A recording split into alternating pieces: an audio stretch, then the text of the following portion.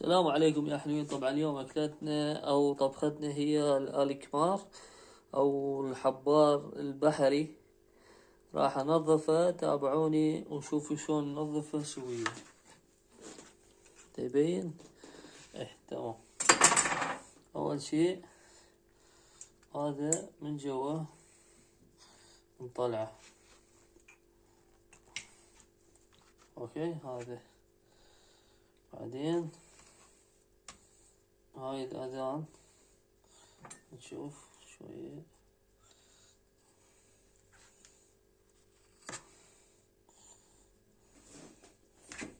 جينا لازم شنو على كيفكم.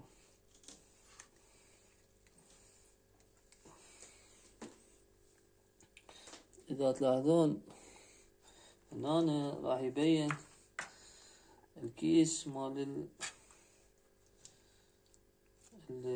شو اسمه الحبر.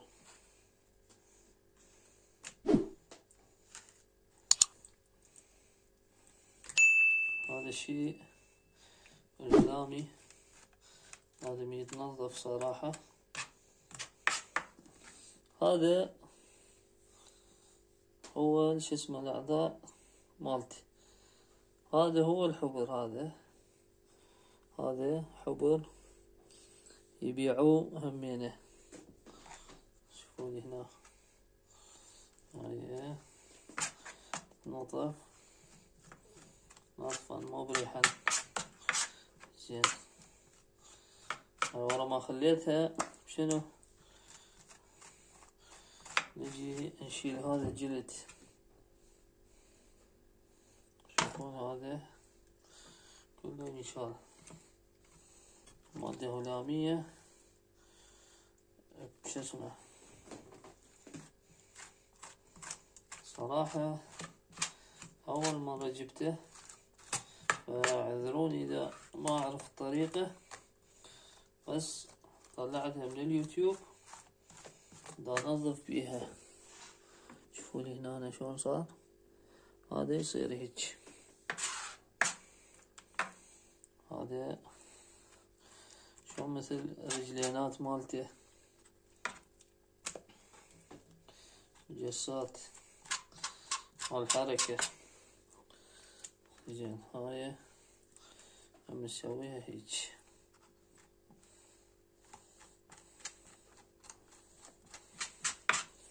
هاي وحدة.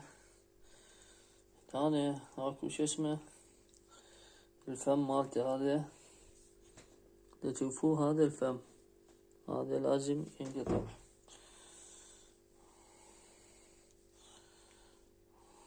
هذا شوفوا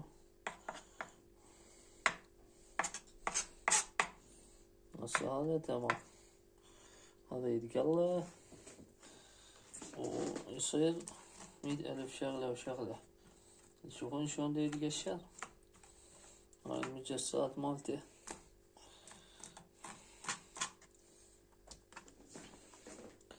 اتوقع هذا هم كيس الحبر حسب ما اعرف. هاي العين، عين مالتي.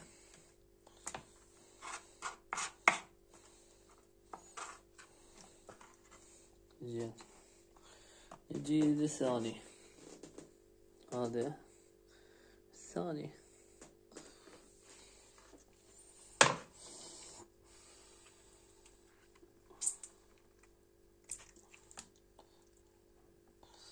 تشوفون هنا ايش دا يطلع.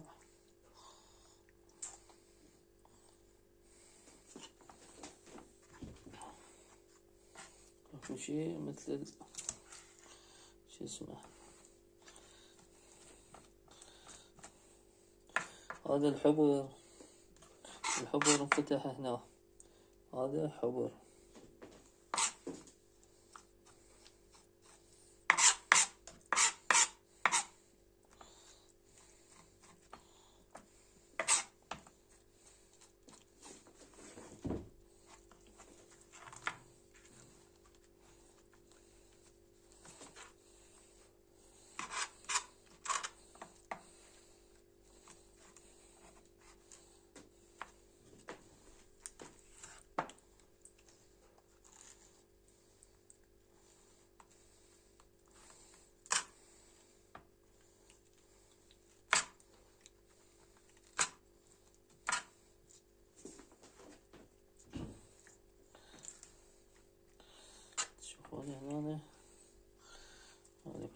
تنظف.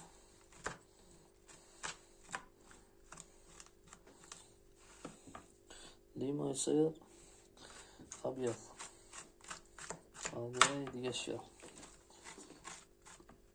ورا ما يتقشر تقدر تسلقه، تطبخه، تسويه من طريقة وطريقة.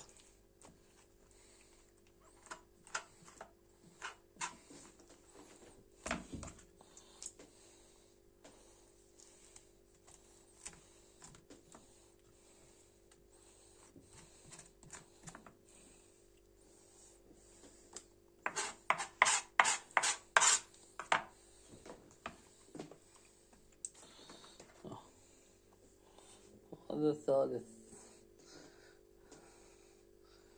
أشبه بالصلابيح صراحة. نفتح شوف شكل داخله.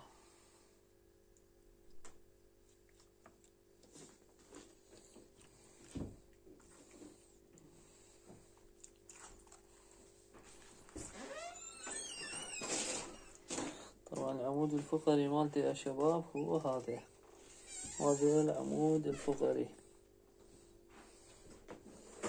هذا يمسكه.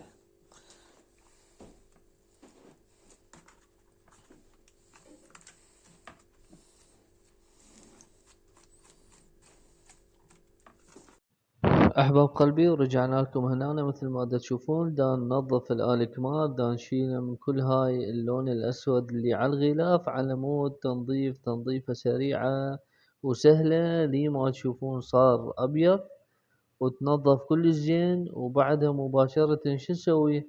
راح ندخله على السليق، نخلي ورق غار ونخلي شنو؟ نخلي شوية هيل على مود يذب الزفارة مالته.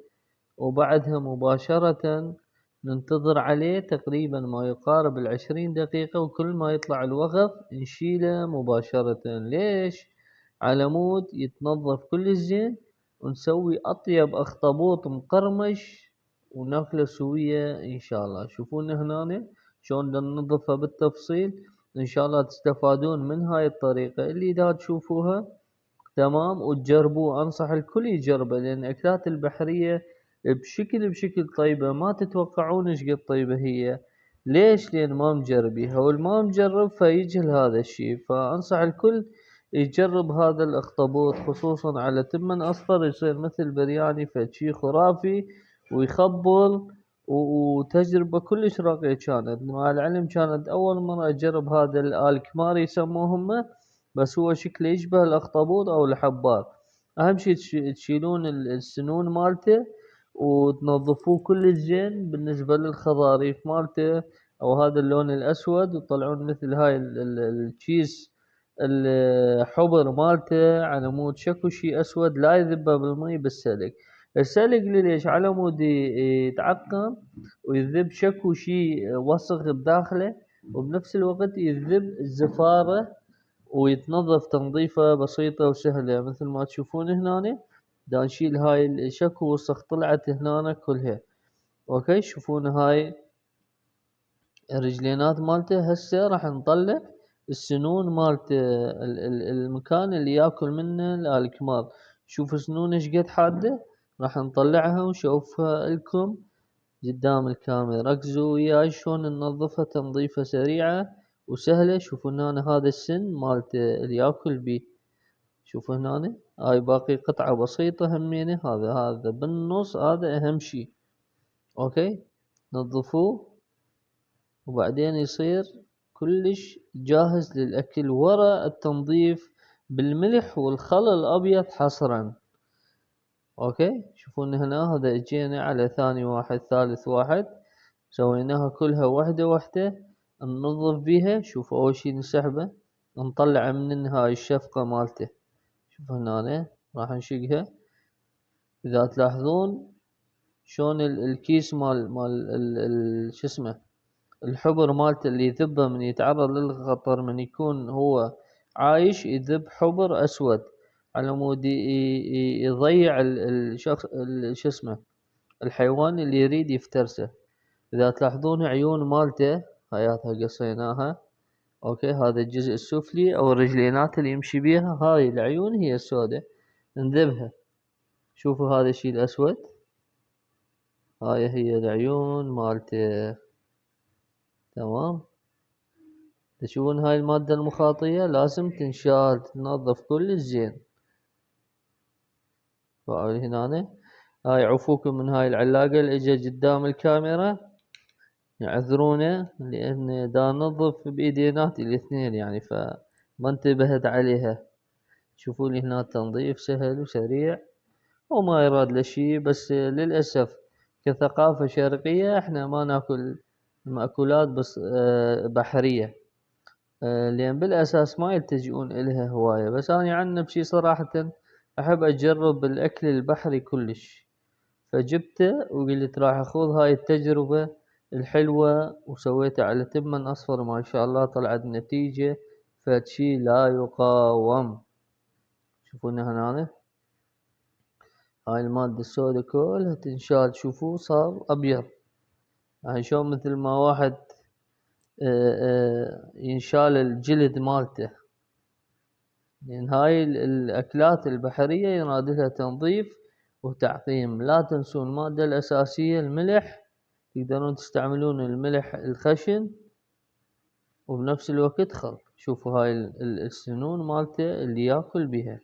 شوفوا لي هنا نطلعها بالسكين، بس ديروا بالكم على أصابعكم. شوفوا هنا هذا هو الخشم أو العفو المرئي مالته والسنون اللي ياكل بيها الحشرات أو العوالق البحرية. شوفوا لي هنا هذا البعده نفس الحالة. أنا أستغرب صراحة من الصينيين واليابانيين شلون ياكلوه مباشرة، يعني لا ياخذون سنون لا ينظفوه قبل، بس على السلق وياكلون مباشرة ويا التوابل ويا الصوص مالتهم نفسه. استغرب من الصينيين واليابانيين. بس لازم شنو تجربون هيج اكلات، انصح بشدة، خصوصا المقرمش يطلع فد شي خرافي وكلش راقي بالاكل. ان شاء الله راح نكملها. شوفوا هنا نرجع وحدة وحدة عليها. صح تتعبون بيها اول بداية، بس شنو تستاهل هذا التعب. شوفوا هنا هاي دا ننظف الرجلينات. هاي الرجلينات لو كان هذا الحيوان عايش يكون يلزق بالاصابع، وما انصح الجماعة اللي ياكلوه هو حي لان واحد يختنق. شوفوا هنا هاي ندور شوف شكو باقي. اهم شي هذا ننظفوه تنظيف كلش زين حتى شنو لا يبقى اي شي بيه ونظيف. وما عدا هاي التنظيفة السريعة والمفصلة راح نرجع نغسله مرة ثانية وثالثة، ومرحلة الأخيرة تكون بالملح والخل على مود يتعقم.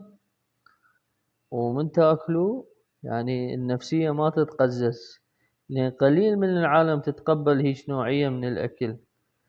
واللي يقولون وأع خل يبتعدون، لأن هاي الأكلة هي مال الناس الجريئة. إن شاء الله حينزل فيديو قريبا مال أصوات الأكل هاي الأكلة الخرافية. شوفوا اللون شلون دا يطلع.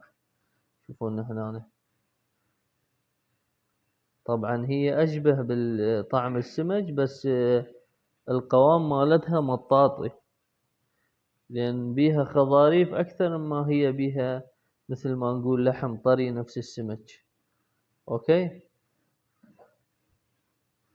شوفوا هنا هي تقريبا ما يقارب علاقة كاملة أو كيس كامل طلعنا منه وصاخة. هي كان وزنها كيلو، طلعنا ما يقارب الثلث. تمام. شوفونا هنا راح ننظف هاي الايد وكملنا ونروح نغسلها غسلا مبرحا. والف عافية للفيديو. هاي ورا التنظيف يا شباب، ملحناها نخليها بالخلا هسه والملح ورا ما سلكته تقلص على بعضه، ذب اللون مالته. راح شنو اسوي؟ ابدل المي مالته ورا غار تخلون. هاي تمام. شوفوا شقد نظفت بيه، هم بيه شوية اللاغ زوائد مثل خيط. شوفوا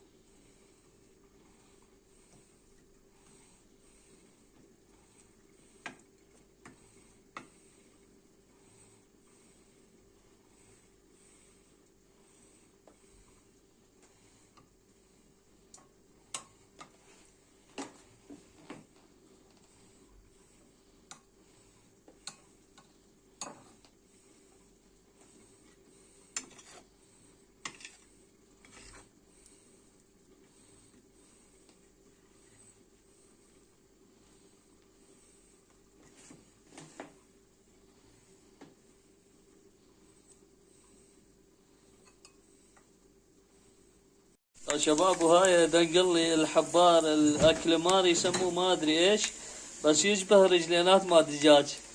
انتظرونا فيديو مع رجلينات دجاج هم راح نسويها، شوفكم.